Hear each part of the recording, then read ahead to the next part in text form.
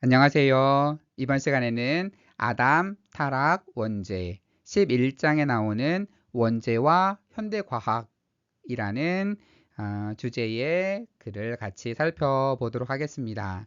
이 아담, 타락, 원죄라고 하는 이 책은 15명의 학자들이 아담, 타락, 원죄에 대해서 그 역사적인, 성경적인, 그리고 고전적인, 현대적인, 그리고 과학적인 이런 입장에서 다양하게 접근해서 원제를 좀 종합적으로 볼 수 있겠다 싶어서 이 책을 이제 영상으로 만들고 있는데요. 이 책에 대한 영상 제작은 오늘을 마지막으로 더 이상은 하진 않겠습니다. 제가 1장, 3장, 7장, 11장 이렇게 영상을 제작을 했는데 내용이 좀 중복되기도 할 뿐더러 이 저자들의 생각에 동의가 안 되거나 조금 이해할 수 없는 그런 내용들도 좀 있고 해서 이 책보다는 이 책의 내용은 좀 충분히 좀 몇몇 분들을 통해서 다룬 것 같아서 더 다른 주제로 더 유익한 그런 주제들을 어, 담은 그런 영상들을 제작해 보도록 하겠습니다. 네, 우선 이 책 11장에 있는 내용은 원죄가 현대과학과 어떻게 조화를 이룰 수 있을 것인가에 대한 한 학자의 고민이 되겠습니다. 이분은 한스 마드에미예요. 이분은 이 책을 책임 편집하신 그런 분이기도 합니다. 그러니까 이 책에서 저자들이 하고자 하는 내용의 거의 집대성, 거의 중심에 계신 그런 분이라고 볼 수 있을 텐데요. 이분의 양력을 좀 살펴보면 이분은 현재 커버넌트 컬리지의 교수로 가르치고 계십니다. 그리고 트리니티 신학교에서 석사, 박사 학위를 하셨고요. 그리고 이제 의학도 좀 공부하셨습니다. 그리고 이분이 가르치시는 분야는 창조론, 죄론, 그리고 성서, 그리고 그 신학과 과학의 관계, 뭐 이런 등등을 현재 가르치고 계시고요. 이분이 썼던 논문들을 보니까 이분이 원죄에 대해서 참 관심이 많으시구나 라는 것을 알 수 있었습니다. 원죄와 현대과학이라는 주제에 대해서 먼저 생각해 보면 사실 과학이 태동하기 전부터 오래 전부터 아담으로부터 죄책이 이렇게 전가된다라고 하는 개념은 이게 합리적인가라고 하는 의문들이 계속 있어 왔습니다. 그런데 현대 과학의 등장은 이를 가속화시킨 거죠. 그렇지 않아도 죄가 전가된다라는 것이 말이 돼? 라고 하면서 의문을 갖고 있었는데 현대 과학의 등장은 특히 이를 가속화시켰는데 특히 신경과학, 진화심리학, 행동유전학 등의 증거와 반대되어 보이기 때문에 이에 대한 의문이 가속화됩니다. 먼저 분자 유전학은 사람과 유인원의 공통 조상을 말합니다. 유전자를 분석해 보면 얼마나 그 유사한지 유인원 그리고 과 다른 동물들이 얼마나 유사한지 이런 얘기를 하고 있죠. 그리고 집단 유전학은 인구수가 수만 명 이하로 떨어진 적이 없다라고 말합니다.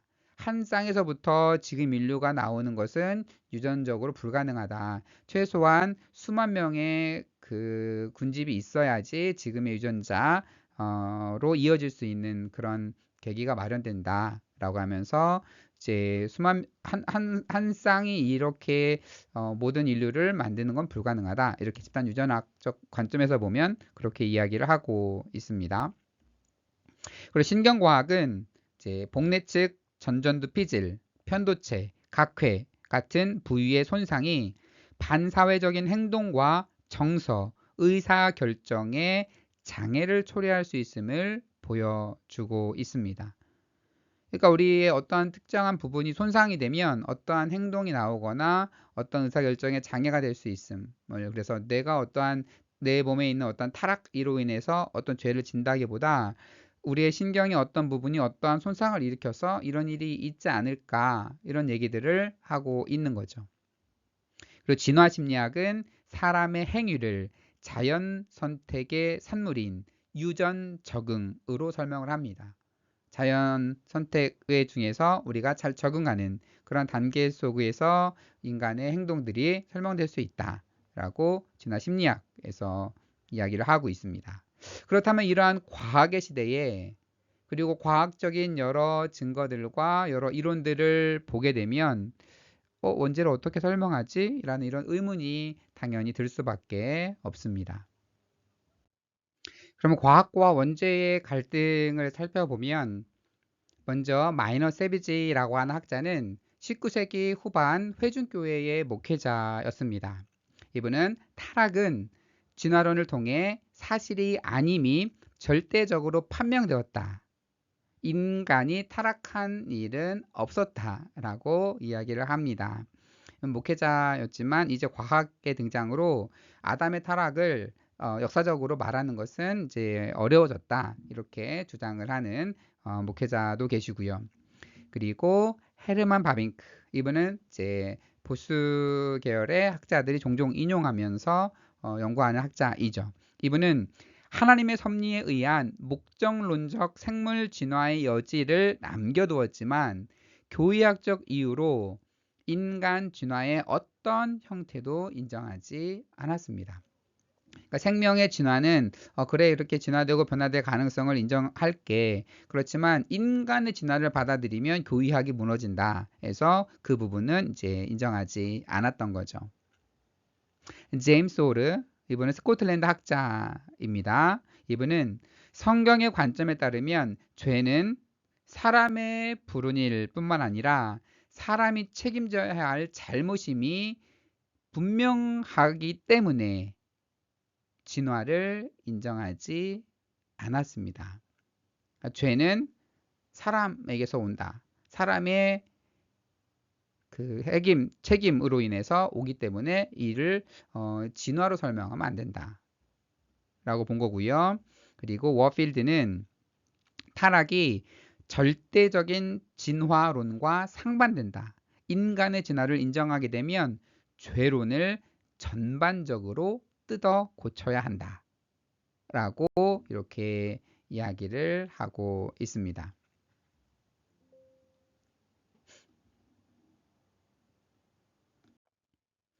그렇다면 이러한 갈등을 어떻게 해소해 볼 수 있을 것인가 해서 갈등을 해소하려는 시도들이 있는데 첫 번째로는 타락을 제거하는 방식으로 이 갈등을 해결하려는 분들이 있습니다. 그래서 기원하는 죄로부터 기독론 및 구원으로 강조점을 이동하는 겁니다. 그래서 그러니까 기원하는 죄의 강조점을 너무 두지 말고 기독론과 구원론에 강조점을 두면서 타락의 부분을 이렇게 조금 약화시키려고 하는 거죠. 그래서 코너 커닝햄 이분은 타락과 아담의 존재를 실증주의적 용어나 엄밀한 역사적 용어로 해석하려는 시도는 어리석다. 그리스도의 앞선 타락은 없기 때문이다. 그래서 그리스도가 굉장히 이제 중요하죠. 구원론의 입장에서. 그렇기 때문에 엄밀하게 그 너무나 타락의 아담과 타락에 너무 그 강조점을 두는 건 옳지 않다. 그 그리스도의 구원에 강조점을 두어야 된다라는 차원에서 이야기를 하고요. 그래서 그리고 또 이제 두 번째로는 기원론으로부터 종말론. 우리가 자꾸 아담은 이제 인류의 기원, 세상의 기원, 이 기원에 대한 얘기를 자꾸 하고 있는데 이러한 기원론으로부터 종말론의 관점에서 이제 모든 것을 이야기해보자. 종말론으로 이동하는 방식입니다. 그래서 네일 메서는 이렇게 이야기를 합니다. 우리가 뒤돌아보며 열망할 수 있는 과거의 황금기는 없다. 우리의 변화는 사람과 전체 창조 세계를 향한 하나님의 궁극적 목적이 성취되는 미래에 근거하고 있기 때문이다. 그러니까 과거에 너무나 완벽한 창조가 있었던 건 아니다. 아담과 하와와 너무나 완벽한 창조가 있었던 것이 아니라 우리 이러한 창조 세계의 완성이라는 것은 미래에 성취될 것이고 그리고 하나님의 궁극적인 목적 성취되는 미래에서 우리 사람과 창조 세계의 목적이 있는 것이다. 그렇다면 이걸 태초의 창조에 초점을 두는 것이 아니라 마지막에 창조가 완성될 그 종말의 때의 관점에서 이것을 해석하는 그런 방식입니다. 그리고 세 번째로는 창세기 3장에 대한 이레니우스 해석을 아우구스티누스보다 선호하는 그런 방식이 있겠습니다.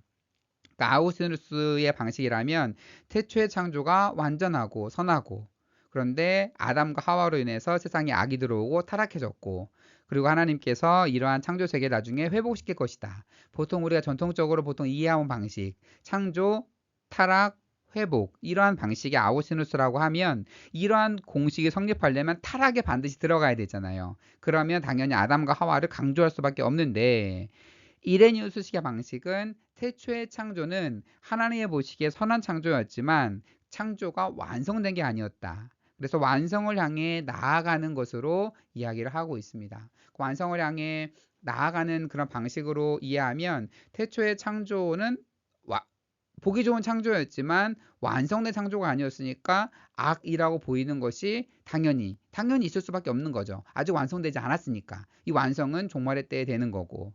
그렇다고 하면 악과 고통, 타락은 다 있는 게 당연한 거예요. 굳이 아담을 들여오지 않아도 당연한 거죠. 그러다 보니까 이럴 경우에는 아담의 역사성을 굳이 전제하지 않아도 세상에 있는 악과 고통의 문제를 설명할 수 있기 때문에 이레니우스적 해석을 선호하게 되면 이 타락을 강조하지 않고도 설명할 수 있겠죠. 그래서 조지 머피는 이렇게 말합니다. 그리스도인의 주장인 모두가 죄인인 까닭에 구세주가 필요하다는 것이다. 왜 모두가 죄인인지는 중요한 물음이지만 구원의 필요를 깨닫기 위해 그 질문에 대한 답변이 요구되지 않는다. 그러니까 모두가 죄인인 까닭에 구세주가 필요하다. 이게 핵심이다. 왜 모두가 죄인인지는 중요하지만 구원의 필요를 깨닫기 위해 그 질문에 대한 답변이 요구되는 것은 아니다. 그러니까 기원된 어떠한 죄만 있으면 이제 이 문제는 해결할 수 있을 것이다. 그것이 어떻게 유전되고 어떻게 이어지고 이런 걸 떠나서 어떠한 하나의 기원된 죄만 있으면 우리 모두는 죄인인 까닭에 구세주가 필요하다라는 식으로 설명을 할 수 있다. 그러니까 굳이 아담이라는 것을 아담의 죄, 타락, 그것의 본성에 물려짐 이런 걸 설명하지 않더라도 충분히 이 얘기를 이어갈 수 있다라고 하는 식으로 이제 머피는 이야기를 하고 있습니다. 그러니까 첫 번째 그 방식은 타락을 약간 제거한다는 표현은 좀 그렇지만 타락의 강조점을 조금 이렇게 무너뜨리는 거죠. 그래서 타락에 너무 강조점을 두지 말고 이런 기원하는 죄의 강조점을 두지 말고 기독론에 초점을 두자. 그리고 기원론에 초점을 두지 말고 종말론에 초점을 두자. 그리고 창조를 이해할 때 아우구스티누스의 완전한 창조, 타락 이런 관점에서보다 이레니우스의 창조의 시작과 창조의 완성을 향해 나아가는 그러한 관점에서 이것을 이해해보자. 이렇게 이야기하면 타락을 강조점을 약간 그 중요성을 떨어뜨리면서 그래서 이것을 이해할 수 있지 않을까. 갈등 해소 시도 중에 하나의 시도입니다. 그리고 두 번째 시도는 생물학과 합병에서 이해하는 방식입니다. 그 중에서는 먼저 강성 생물학주의가 있습니다. 진화에 따라 선천적으로 유전된 생물학적 이기심이 기원된 죄이다. 그러니까 진화 과정에서 생존하기 위해서 선천적으로 그 안에 부여된 어떤 생물학적 이기심, 그러니까 내가 살아남고 내 유전자를 잘 지키려면 때로는 이기적으로 행동해야만 하는 이 이기심, 이 자체가 바로 우리의 기원된 어떠한 원죄 같은 것이다. 그러니까 죄를 향한 인간 성향이 우리의 동물적 본질 자체에서 발현된다. 그러니까 아담의 역사성이나 아담을 강조하지 않고 진화 생물학을 그대로 받아들이면서 진화 과정 속에서 인간에게 부여된 어떠한 생물학적 이기심, 이것이 바로 원죄라고 볼 수 있지 않을까.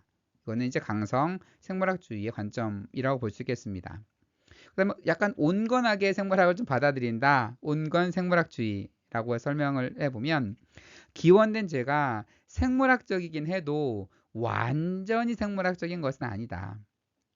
우리가 도덕적 형상과 기질을 좌우하는 게놈을 통해 인간의 본성을 물려받는다라고 보며, 이 모든 성향과 기질이 도덕적 행위 주체와 책임감이라는 전통적인 개념과 일치한다고 보는 관점입니다. 그러니까 생물학적인 관계 속에서 전적으로 거기 안에서의 본능을 원죄라고 보는 강성 생물학주의가 있다면, 약간 생물학적인 부분에서 원죄의 부분들을 생각해 볼 수 있지만 완전 생물학적에 다 의존하지는 않는 거죠. 그래서 그 생물학 내에서의 인간의 본성을 물려받았지만, 이 모든 성향과 기질이 도덕적 행위 주체와 책임감이라는 우리 전통적인 개념과 생물학적에서 말하는 약간의 본성, 인간의 본성과 이것들을 어떻게 약간씩 조화해 볼까 하는 그런 관점, 생물학도 받아들이면서 전통적인 도덕에 대한, 그리고 기질에 대한 성향들도 받아들이면서 조화시켜 보려는 그런 관점이겠습니다. 그리고 초생물학주의라고 보면, 진화생물학을 지지하지만 기원된 죄는 오로지 비생물학적으로만 이해하는 방법이겠습니다. 그러니까 진화생물학 이해해, 나 받아들여. 그런데 어떠한 우리에게 기원된 어떠한 그 원죄, 기원된 죄를, 이 죄는 비생물학적으로만 설명을 해야 돼. 생물학은 내가 부정하는 건 아닌데, 어떠한 기원된 죄는, 이 죄를 설명할 때에는 생물학으로 설명하면 안 돼. 이런 입장이 되겠습니다. 그래서 데니스 에드워즈는 이렇게 얘기를 합니다. 유전된 죄성은 타인의 죄로 인한 산물이지만 아직은 죄가 아니다 라고 봅니다. 왜냐하면 죄 자체가 개인적이고 실제적인 것으로서 자유롭게 하나님을 고의적으로 거부하는 것이기 때문이다.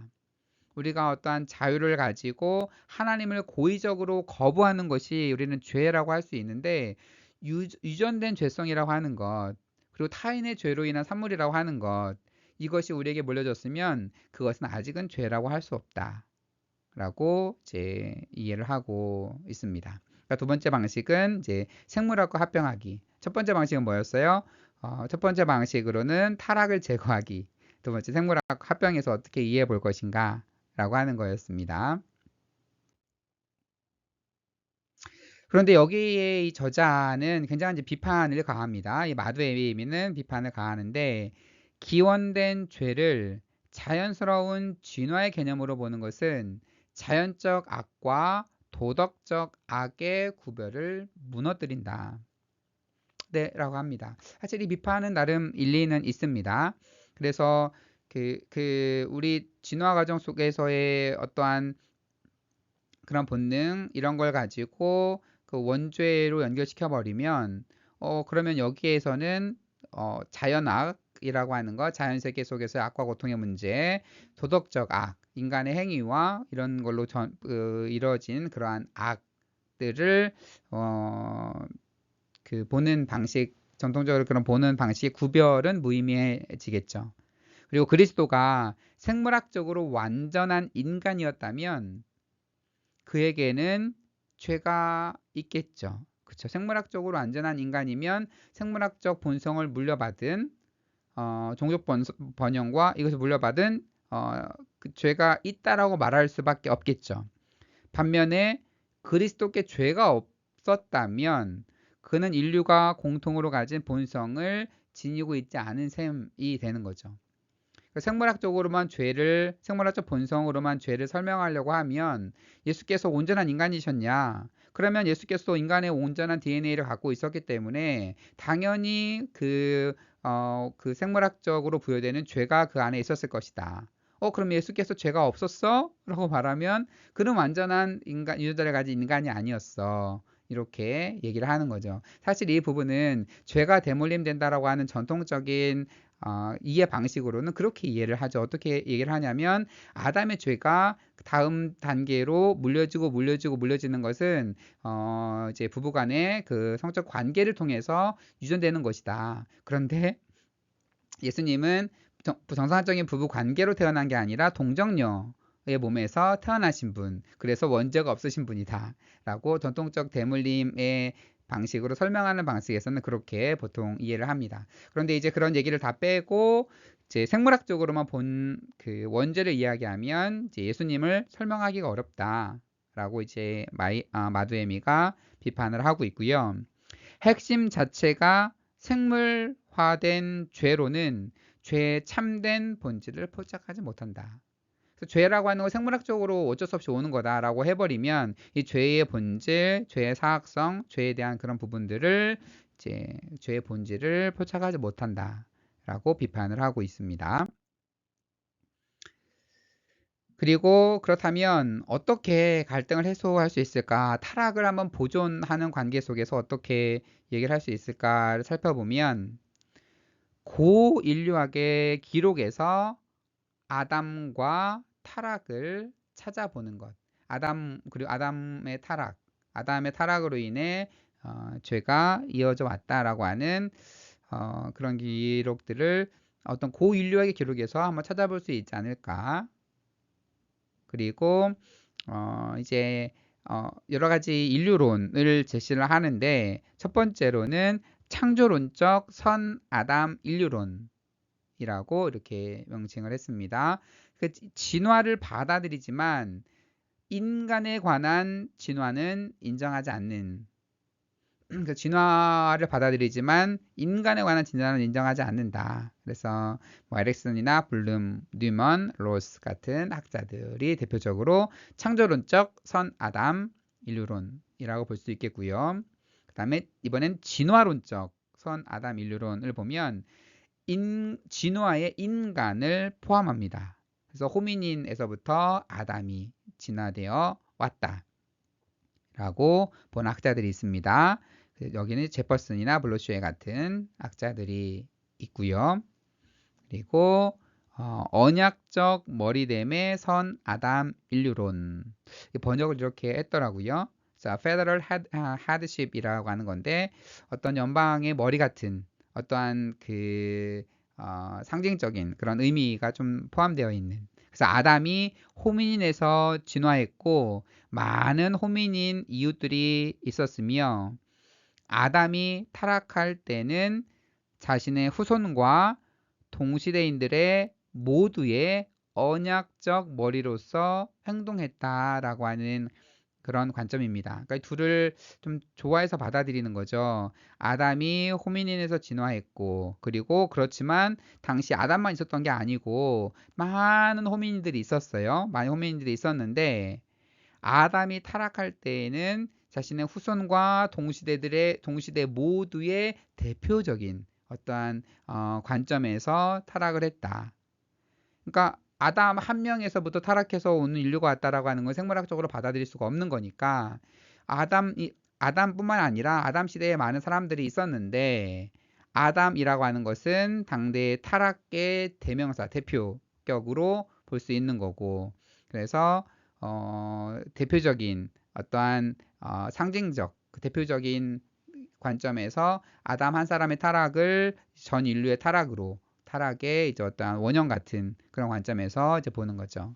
그래서 키드너, 존 스토트, 팀 켈러 같은 분들이 이렇게 이해를 하고 있습니다. 뭐 존 스토트나 팀 켈러는 복음주의권에서도 많이 인용되는 학자들이죠. 이분의 뭐 이제 다른 복음적인 사상들은 많이 인용되고, 이분이 이렇게 진화에 관련해서 이렇게 열린 자세를 갖고 있었다라는 것은 쉽게 아마 받아들이지는 못할 겁니다.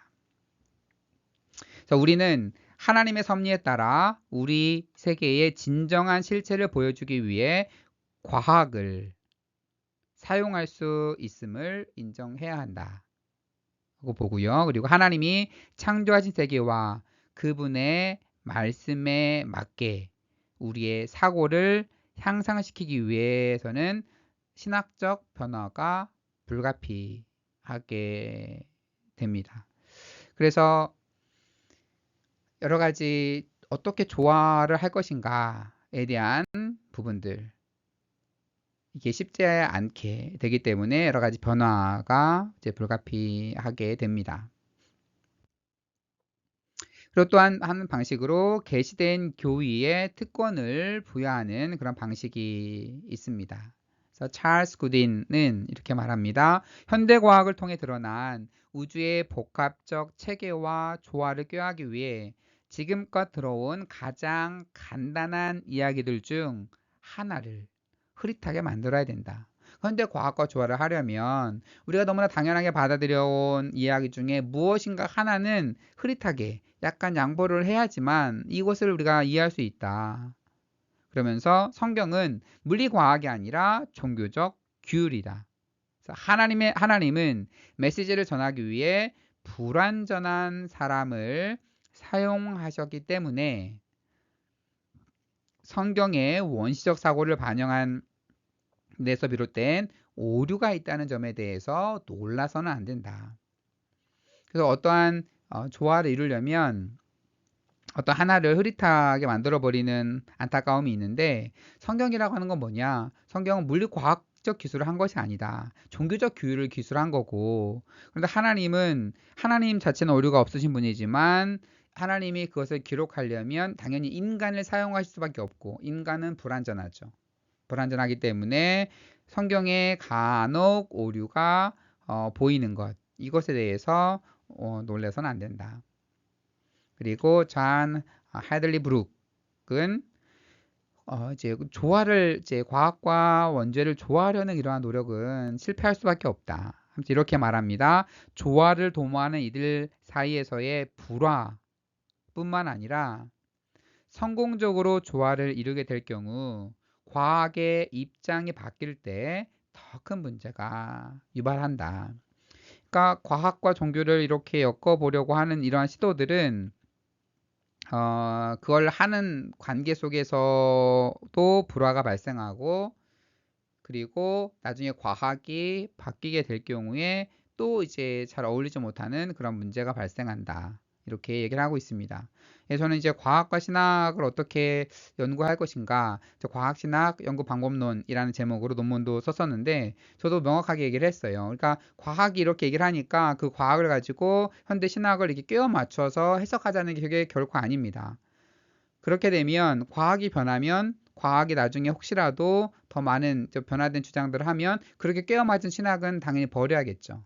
그러니까 옳지 않고, 그러면 뭐냐, 현대과학에서 이러한 주장들이 설득력 있게 받아들여지고 학자들이 이론 없이 받아들이고 있으면 그러한 과학적인 언어로 하나님의 창조하심과 기독교적 교리를 말하는 겁니다. 그래서 현대과학에서 말하는 언어, 그래, 현대과학에서 진화를 얘기를 하고 있어, 빅뱅을 얘기하고 있어. 그러면 하나님은 충분히 빅뱅의 방법으로 우주를 시작하셨을 수도 있고, 진화의 방법으로 생명을 창조하실 수도 있는 분이야. 과학에서 어떤 얘기를 하던 그것이 성경의 하나님의 창조를 방해하는 게 아니야, 막는 게 아니야, 이런 얘기를 하는 거죠. 하나님이 진화의 방법으로 창조하셨어 라고 단언하는 순간 나중에 여기에 오류가 발견되면 이 주장은 틀린 주장이 되겠죠. 그런데 그렇게 하자는 게 아니라 제 주장입니다. 이건 제 주장. 저는 그래서 하나님이 그러한 방식으로도 충분히 세상을 창조하셨을 수 있는 분이잖아요. 그래서 하나님은 전능하신 분인데 하나님은 왜 진화의 방법을 사용하실 수가 없었겠습니까? 그렇기 때문에 그렇게 과학에서 얘기한다 하더라도 그것이 하나님의 창조를 부정하는 게 아니다 라는 이제 그런 식으로 접근해 가면 이 브룩이 제시한 이러한 우려는 제거가 될 겁니다. 그리고 헨리 블로쉐는 이렇게 얘기를 합니다. 창세기의 우선적 목적이 우리에게 지질학을 가르쳐 주시는 것이 아니라는 점은 곧 창세기가 지질학에 관해 말할 수 있는 가능성 자체가 없다는 뜻은 아니다. 그렇죠? 지질학을 가르쳐주는 목적은 아니지만 지질학과 연관해서 말할 수 있는 그런 부분이 있지 않을까, 이렇게 보는 거죠. 결국 사람은 물리학과 형이상학을 확실하게 구분할 수 없으며 종교는 모든 것과, 즉 물리학과 형이상학 모든 것에 관련된다. 과학은 물리세계만에 관련되지만 이 종교는 모든 것에 관련된다라고 하면서 이제 어찌 보면 이제 계시된 교의에 특권을 부여하는 방식으로 이것을 해결하려 하고 있습니다. 이 저자가 이제 여기서 중요하게 주장하는 바는 성경적 실제론입니다. 그래서 성경적 실제론의 방식으로 과학과 타락의 조화를 꾀하면 좋지 않을까 이렇게 제안을 하고 있는데 저는 별로 설득은 안 되더라고요. 먼저 첫 번째 방식은 성경의 무호성을 확증하는 그런 방식입니다. 이제 그러면서 모든 사실이 드러나게 될 때 원본 상태로 바르게 해석된 성경은 그것이 전한 모든 바에 대해 완전히 진실했음이 밝혀질 것이다. 교리에 관한 것이든 도덕 아니면 사회과학, 물리학, 생명과학에 관해서든. 그러니까 지금은 여러 가지 과학과 성경이 조화가 안 되는 것처럼 보이지만 종말의 때에는 완전히 조화를 이룰 것이다 라고 하는 그런 주장. 결국 성경은 무화한 것이고 나중에 과학적으로 명백하게 드러날 것이다. 이런 식으로 성경의 무호성을 말하면서 성경의 실제를 이야기하는 방식이 있고요. 두 번째로는 영적 확실성을 환기시키는 그런 방식으로 이야기를 합니다. 성경의 권위에 대한 확신이 사람이 이성이나 판단, 추리보다 고차원적인 성경의 비밀한 증거에서 나온다 라고 깔뱅이 이야기하고 있습니다. 이성 판단을 넘어서는 이제 고차원적인 성경의 증거, 비밀한 증거를 말하는 거죠. 그리고 성령의 증거는 모든 이성보다 탁월하다. 이렇게 주장을 하는 거죠. 그러니까 성경에 더 권위를 부여하는 방식, 그래서 영적 확실성을 환기시키는 방식으로 해결해 가려고 하고요. 세 번째로는 과학 이론들에 대한 절충적인 방식을 채택하는 것입니다.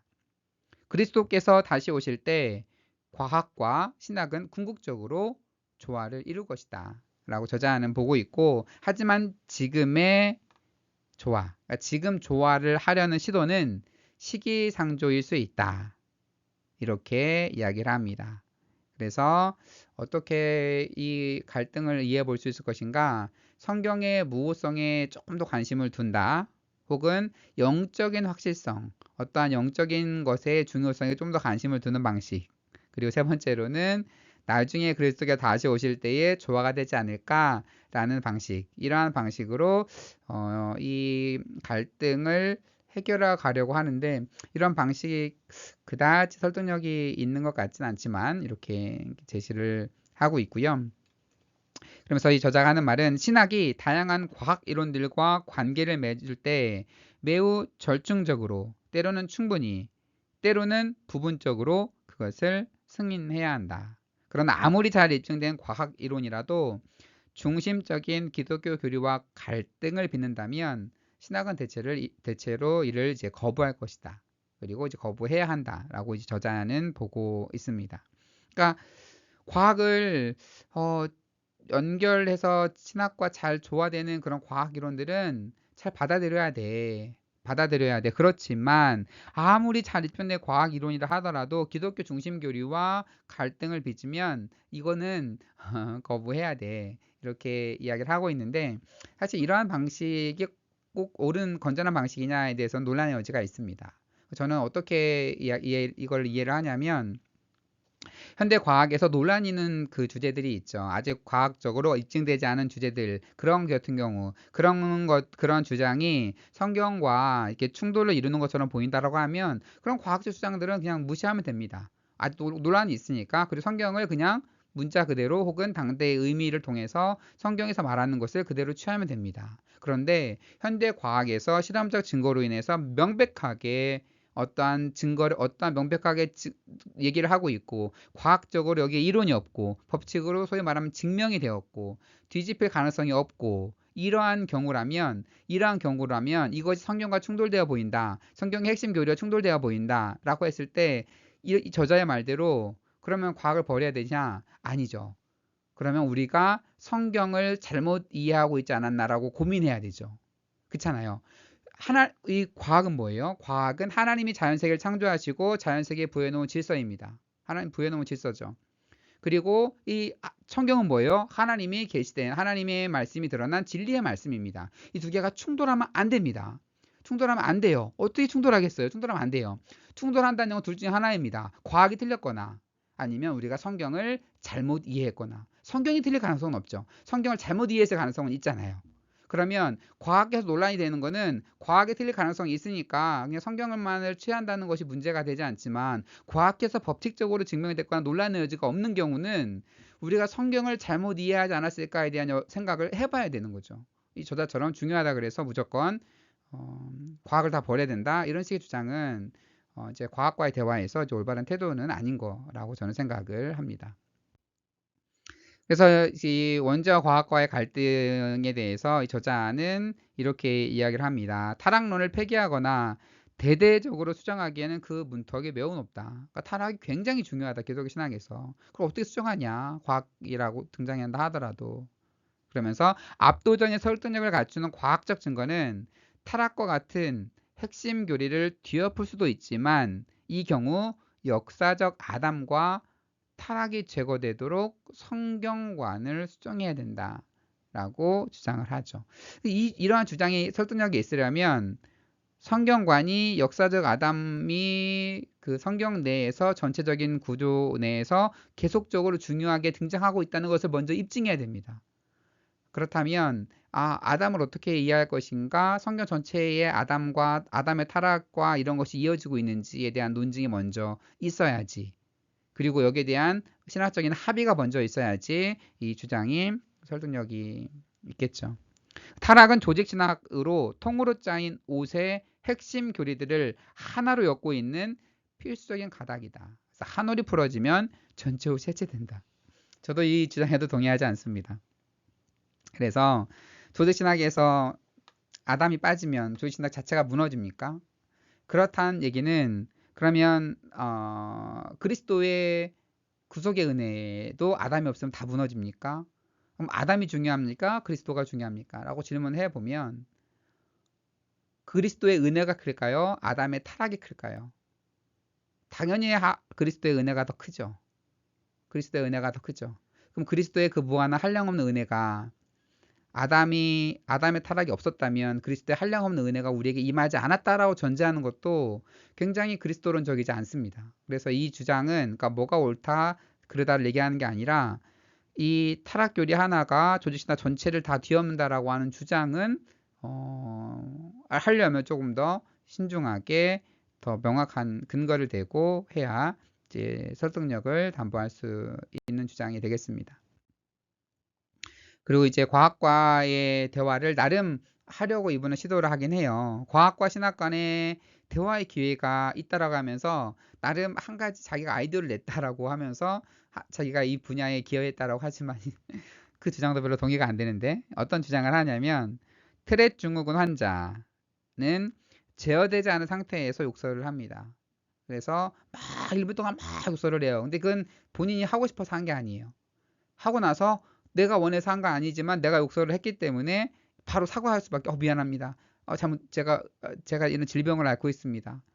의도하지 않게 이러한 어찌 보면 타락된 행위를 보이는 이런 얘기를 하나 들고 또 하나의 예는 안화 전두 종양을 가진 한 환자를 예를 들면서 이 환자가 포르노에 중독이 되어 있었는데 MRI 검사하니까 어떠한 종양이 발견된 거죠. 그래서 그 종양을 제거하니까 이 중독 현상이 사라지게 되었다.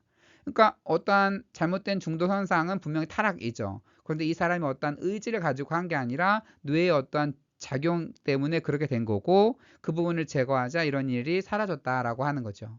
여기에서 이제 아이디어를 얻어서 이분은 타락은 했지만 그것이 인간의 의지, 인간의 노력과는 그게 100% 연결되냐라고 했을 때 연결이 없는 경우가 있다라고 하면서 이제 이런 얘기를 합니다. 사람들이 겉으로 악한 행동을 표출하게 되는 생물학적 조건으로 인해 고통당할 수 있다라는 것은 타락의 결과다. 그러니까 이 앞에 그 말한 두 증상을 가진 이 환자들은 생물학적 조건으로 인해서 고통을 당하는 거죠. 이분이 뭔가 잘못해서 이런 고통을 당하는 게 아니잖아요. 이러한 생물학적, 그런데 그렇다면 이건 뭐냐? 이건 타락으로, 아담의 타락으로 인해 설명을 해야지. 어떤 이 사람이 뭔가를 잘못해서 타락, 그렇게 그런 증상이 일어난 게 아니잖아요. 그러면 그 사람의 잘못이 아니라면, 그런데 그 사람 잘못이 아닌데 이런 사람들은 이런 고통을 겪고 있는 거죠. 마찬가지로 아담의 죄도 그 사람의 잘못이, 우리 인간의 잘못이 아닌데 우리가 그 죄로 인해 타락하게 된다라고 하는 것을 동일하게 얘기할 수 있지 않냐, 이 얘기를 가지고 이제 그런 논의의 시발점을 이제 제공을 하는 거죠. 그래서 이분이 말하기를 죄는 생물학적인 것이 아니기에 생물학적 실상에 대해 우리는 깊은 책임을 지지 않는다. 그쵸? 생물학적인 가로 다뤄질 수 있는 부분은 아니죠. 그래서 그 현상에 대해서 우리가 책임을 우리에게 부여가 되는 건 아닙니다. 그래서 위 두 사건은 아담의 타락에 따른 희귀한 영향을 보여주는 사례들이다. 우리 책임이 있는 것이 아니다. 그런 자연적인 현상, 생물학적인 현상들은 그러한 인간의 책임이 있는 게 아니죠. 이거는 뭐 누구 책임이냐? 이건 아담의 책임이다. 그래서 어떤 기원된 죄와 우리가 실제적으로 하는 행동 사이에 어떠한 연결, 자연적인 결합이 끊어졌잖아요. 그러니까 어떠한 기원된 죄, 그래서 우리가 행동하는 것 사이에 그 어떠한 죄로 인해서 우리가 행동하는 게 아니죠. 그러면 이 두 경우를 보면 이 두 경우에서 이제 과학적으로 연구된 이런 자료들을 보고, 그렇다면 이 원죄를 어떻게 현대 과학에서 분석된 현상을까지 도입해서 이 원죄를 설명할 수 있을까에 대한 이제 고민인 거죠. 물론 하나의 아이디어 정도로는 이제 우리가 참고해 볼 수 있겠지만, 좀 이제 과학적 현상과 딱히 연결된다거나 뭔가 학계에 기여를 했다거나 라고 하기에는 조금 부족하지 않나라고 생각을 해보게 되고요. 이제 결론입니다. 이분이 이렇게 이제 얘기를 합니다. 널리 입증된 과학적 주장과 기독교 교리가 갈등을 빚을 때 교리를 바꾸거나 버리거나 바꾸는 것은 반드시 최선은 아니다. 기독교는 결국 계시된 믿음이다. 신앙의 중심 교리들은 늘 변화에 저항하는 신적 계시의 본질을 지니는데 원죄도 이들 중 하나다. 네, 이분의 입장을 알겠고 존중합니다. 그리고 경우에 따라서는 이분의 주장이 맞는 부분도 있어요. 그래서 우리는 결국 계시된 믿음이고, 과학계에서 어떤 주장을 할 때 그것과 상충되는 경우가 있다고 하더라도 정말로 그 우리가 복음으로 취해야 되는 부분들이 많이 있죠. 예를 들어서 뭐 예수 그리스도의 기적과 부활과 이런 거는 과학으로 전혀 설명되지 않지만 우리는 믿음으로 그걸 취합니다. 그런데 이제 그 널리 입증된 과학적 주장을 이런 식으로 전제를 두고 부정하는 것이 옳은 태도일까? 그리고 정말로